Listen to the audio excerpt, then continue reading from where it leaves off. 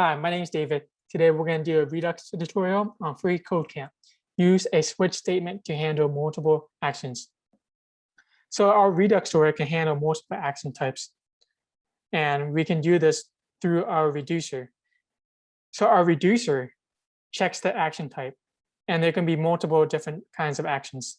So we can look at here, we have const auth reducer, and it can check these different actions.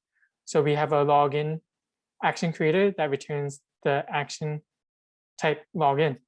And now we also have a logout action creator that returns the type logout.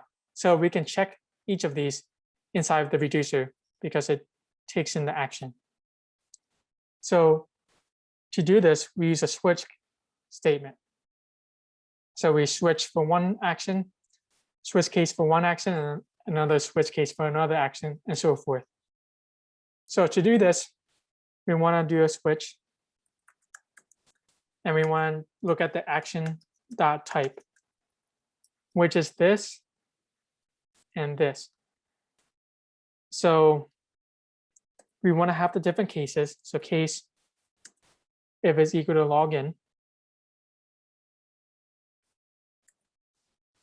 we want to return, but this as an exercise, authenticated to true. So I can just copy this for now and change it to true. And now we need the other case logout. We can just copy and paste it to be exact.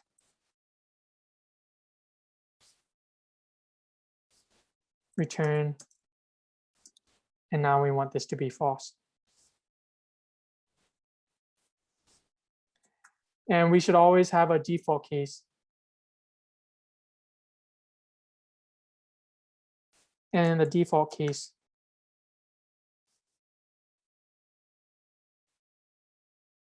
we just return the original state. And that's it for this one. Thank you so much.